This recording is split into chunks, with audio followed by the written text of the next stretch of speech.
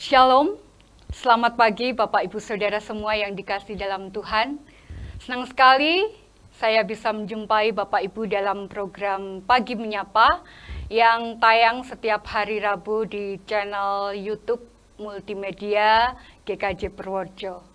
Tentu harapannya kita semua ada dalam perlindungan dan penyertaan dari Tuhan kita Yesus Kristus. Bapak Ibu Saudara, sebelum kita mengawali hari ini, marilah kita mendasari dengan kebenaran firman Tuhan, dan sebelumnya mari kita bersatu dalam doa. Mari kita berdoa. Allah Bapa yang kami kenal dan kami sapa dalam nama Tuhan Yesus Kristus, kami mengucap syukur pagi hari ini kami boleh bersama menikmati kasih Tuhan dalam kehidupan kami. Kami hendak merenungkan kebenaran firman Tuhan. Kiranya Roh Kudus yang memampukan kami untuk kami mengerti akan apa yang Tuhan mau dalam kehidupan kami. Marilah ya Tuhan, Engkau yang hadir di tengah-tengah kami, dan Tuhan yang memberkati setiap kami semua. Dalam nama Kristus, kami berdoa dan mengucap syukur. Haleluya. Amin. Bapak Ibu Saudara yang dikasihi dalam Tuhan, firman Tuhan pagi ini dalam kita mengawali hari ini sebelum kita beraktivitas, saya akan mengambilkan dari Filipi 2 ayat 5 sampai 11. Filipi 2 ayat 5 sampai 11. Saya akan membacakan untuk Bapak Ibu Saudara. Hendaklah kamu dalam hidupmu bersama menaruh pikiran dan perasaan yang terdapat juga dalam Kristus Yesus, yang walaupun dalam rupa Allah tidak menganggap kesetaraan dengan Allah itu sebagai milik yang harus dipertahankan, melainkan telah mengosongkan dirinya sendiri dan mengambil rupa seorang hamba dan menjadi sama dengan manusia. Dan dalam keadaan sebagai manusia, ia telah merendahkan dirinya dan taat sampai mati, bahkan sampai mati di kayu salib. Itulah sebabnya Allah sangat meninggikan dia dan mengaruniakan kepadanya nama di atas segala nama, supaya dalam nama Yesus bertekuk lutut segala yang ada di langit dan yang ada di atas bumi dan yang ada di bawah bumi, dan segala lidah mengaku Yesus Kristus adalah Tuhan bagi kemuliaan Allah Bapa. Berbahagialah setiap kita yang mau mendengar firman Tuhan, melakukan dalam kehidupan kita. Hosiana. Bapak Ibu Saudara yang dikasihi dalam Tuhan, minggu ini kita akan memasuki dalam Minggu Palmarum. Minggu yang merayakan kedatangan Yesus memasuki kota Yerusalem. Nah, ayat kita saat ini dari Filipi 2 ayat 5-11 mengajarkan kepada kita bagaimana teladan yang diberikan oleh Yesus kepada kita. Baik, kita akan mencermati ayat demi ayat perikop kita saat ini. Ayat 5-7. Kalau kita mau membaca mengulang-ulang, pada ayat 5-7, di sana akan kita temui bagaimana karakter dan kepribadian yang rendah hati seperti Yesus. Hendaklah kamu dalam hidupmu bersama menaruh pikiran dan perasaan yang terdapat juga dalam Kristus Yesus. Menaruh pikiran dan perasaan yang terdapat juga dalam Kristus Yesus. Pikiran dan perasaan yang diselaraskan seperti Yesus. Nah, ketika kita memiliki pikiran dan perasaan seperti Yesus, maka itu akan menolong kita memiliki damai sejahtera. Lain halnya ketika kita memiliki kesombongan. Tidak ada rendah hati, tidak ada pribadi seperti Yesus, kita memiliki keangkuhan, kesombongan, itu akan memunculkan rasa iri, memunculkan curiga, dendam, tidak ada damai. Ketika kita merasa bahwa kita yang paling hebat, lalu kemudian ada orang lain yang, loh kok dia bisa sukses ya? Kok dia bisa lebih hebat ya? Wah, jangan-jangan dia punya ilmu. Jangan-jangan dia sukanya cari muka di depan pimpinan misalnya begitu. Ada rasa curiga, ada rasa iri ketika orang lain lebih sukses. Ketika kita memiliki rendah hati, sikap kerendah hatian dalam hidup kita, tidak akan ada rasa itu. Curiga dengan teman, curiga dengan rekan kerja, iri, itu tidak ada. Maka akan muncul damai dalam kehidupan lingkungan kita. Baik itu juga dalam kehidupan bermasyarakat, bagaimana kita ketika kita memiliki rendah hati, misalnya nih di komplek ya kan, tetangga punya mobil baru, wah, rasanya jangan-jangan dia di pekerjaan dia korupsi, bisa beli mobil baru. Tapi kalau kita mau rendah hati, akan muncul positive thinking. Mungkin dia karena kerja kerasnya dia bisa memiliki mobil baru.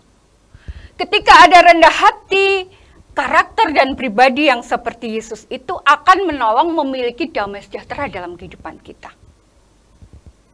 Nah, ini adalah nasihat Rasul Paulus kepada jemaat Filipi yang saat itu sepertinya sedang dalam perpecahan. Maka Rasul Paulus mengatakan, hendaklah kamu dalam hidupmu bersama menaruh pikiran dan perasaan yang terdapat juga dalam Kristus Yesus. Paulus menasehati jemaat di Filipi supaya jangan ada perpecahan di dalam kehidupan mereka. Bapak Ibu Saudara yang dikasihi dalam Tuhan, peristiwa Yesus memasuki kota Yerusalem dengan naik keledai itu juga menggambarkan kerendah hatian seorang raja. Kita tahu Tuhan adalah raja yang dinanti-nantikan. Tetapi Yesus memilih naik keledai, bukan memilih naik kuda atau memilih naik kereta, tapi Yesus memilih naik keledai. Keledai melambangkan kemanusiaan, melambangkan kedamaian. Jadi Yesus datang memasuki Yerusalem dengan naik keledai. Dia melambangkan seorang raja yang rendah hati, membawa damai untuk banyak orang. Itu kalau kita mau pelajari dari ayat 5 sampai 7. Nah, kita masuk ke dalam ayat 8. Dan dalam keadaan sebagai manusia, ia, Yesus, telah merendahkan dirinya dan taat sampai mati. Bahkan sampai mati di kayu salib. Saat Yesus mengosongkan dirinya dari kemuliaannya sebagai raja, ia bisa taat. Taat pada apa? Tuhan Yesus bisa taat menjalani Via Dolorosa yang mengerikan. Kita tahu bagaimana sakitnya didera, bagaimana kesedihannya ketika dia harus pikul salib, melewati jalan penderitaan yang harus Tuhan tempuh. Nah, pada ayat ini meneladan kepada kita ketaatan Yesus memikul salib dalam jalan hidup kita. Tentu dalam perjalanan kehidupan kita akan banyak tantangan, akan banyak pergumulan, bahkan mungkin hinaan yang kita terima. Bisa saja berulang kali kita jatuh, kita bangkit lagi, jatuh lagi, bangkit lagi. Diajak teman, diajak saudara, karena kejatuhan yang kita alami. Yesus meneladankan kepada kita perjalanan Via Dolorosa yang mengerikan tadi, yang menyakitkan tadi. Bagaimana kita mau meneladan ketaatan Yesus sampai dia selesai menjalankan proses Via Dolorosa tadi. Nah, itu mengajarkan kepada kita dalam kehidupan kita sehari-hari. Ketika kita harus melalui proses kehidupan yang mungkin sangat rumit, yang mungkin didera oleh penderitaan, didera oleh celaan dari orang lain, apakah kita mau sanggup untuk taat sampai finish dalam kehidupan kita? Apakah kita bisa melepaskan pengampunan untuk mereka yang menyakiti kita? Seperti Yesus yang melepaskan pengampunan untuk orang-orang yang menghinanya, untuk orang-orang yang mentertawakannya dalam proses perjalanan salib yang dia alami. Apakah kita bisa dan taat seperti Yesus, menjalani jalan salib yang harus kita tempuh, taat sampai finish di kehidupan kita? Mungkin suatu ketika kita ada dalam kesuksesan, banyak orang yang mau berteman dengan kita, banyak teman yang tiap hari bermain dengan kita. Tapi ketika kita ada dalam kejatuhan, kita ada dalam titik terendah, orang-orang ini lalu meninggalkan kita. Mereka melupakan kita.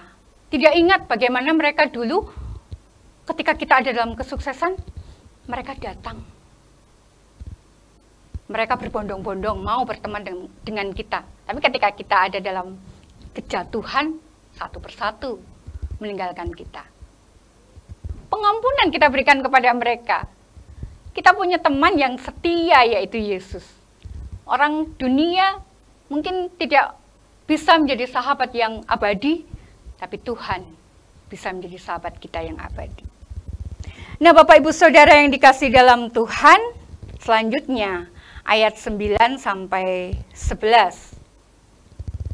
Kerendahan hati dan ketaatan Yesus membawanya pada sebuah hadiah, yaitu kemuliaan di atas segalanya. Ayat 9 dikatakan, itulah sebabnya Allah sangat meninggikan dia dan mengaruniakan kepadanya nama di atas segala nama. Ada hadiah yang disediakan ketika kita mau rendah hati dan taat. Kelak kita akan menerima kemuliaan yang kekal bersama Tuhan. Jadi bagaimana kita mau taat, kita mau rendah hati, kelak kita tidak akan sia-sia. Kita pasti akan menerima hadiah kemuliaan yang disediakan Tuhan bagi kita. Ada sebuah ilustrasi ketika seorang pemain sepak bola, dia harus jatuh dan cedera lutut. Bapak Ibu Saudara, seorang pemain bola ketika lututnya cedera, apa yang bisa dia lakukan? Tentu dia tidak bisa bermain lagi, dia tidak bisa tanding lagi. Tetapi ketika seorang pemain bola yang cedera lututnya dan dia mau berjuang dengan mungkin fisioterapi, dengan mungkin melakukan banyak pengobatan-pengobatan dan taat pada terapi-terapi yang diharuskan oleh dokter, maka kelak kemudian dia akan menerima kesembuhan dan dia bisa melakukan pertandingan ataupun bermain sepak bola kembali. Nah, demikian juga dengan kehidupan kita. Mungkin kita, ya seperti yang saya katakan tadi, pernah ada dalam kejatuhan, kita lelah untuk hidup dalam ketaatan. Tapi kalau kita mau mengingat bahwa ada hadiah yang disediakan Tuhan bagi kita kelak, kita pasti akan berjuang untuk bagaimana meraih hadiah tadi. Meraih kemuliaan, meraih kekekalan yang Tuhan sediakan bagi kita. Nah, mari Bapak Ibu Saudara yang dikasihi Tuhan, kalau minggu ini nanti kita akan bersama menghayati Minggu Palmarum, menyambut kedatangan Yesus melalui kehidupan kita, meneladan sikap Yesus yang rendah hati dan taat, maka kita pun akan menerima hadiah yang sudah disediakan Tuhan bagi kita. Mari kita menyambut Minggu Palmarum menjelang Paskah dengan sikap rendah hati, dengan sikap ketaatan, dan nantikan kemuliaan yang Tuhan sediakan bagi setiap kita. Amin. Tuhan memberkati setiap kita. Mari kita berdoa. Bapa yang kami kasihi, Bapa yang kami kenal dalam nama Tuhan Yesus Kristus. Sungguh firman Tuhan yang boleh mengingatkan kepada kami, meneladan sikap Tuhan, rendah hati dan taat, dan biarlah kami di dalam mengisi hari-hari kami, menjalani hari-hari kami. Kami boleh meneladan kehidupan Kristus dalam kehidupan kami. Dan kelak kemuliaan boleh kami dapatkan ketika kami meninggalkan dunia ini. Kami memperoleh mahkota kemuliaan, kami memperoleh hadiah yang Tuhan sediakan dalam kehidupan kita. Kami siap menyambut Minggu Palmarum ini bersama dengan kehidupan kami yang diperbaharui oleh Tuhan. Dalam nama Tuhan Yesus Kristus, kami berdoa dan mengucap syukur. Haleluya. Amin. Sampai di sini pagi menyapa pada saat ini. Kiranya kasih karunia Tuhan Yesus selalu menyertai dalam setiap langkah hidup kita. Tuhan memberkati. Shalom.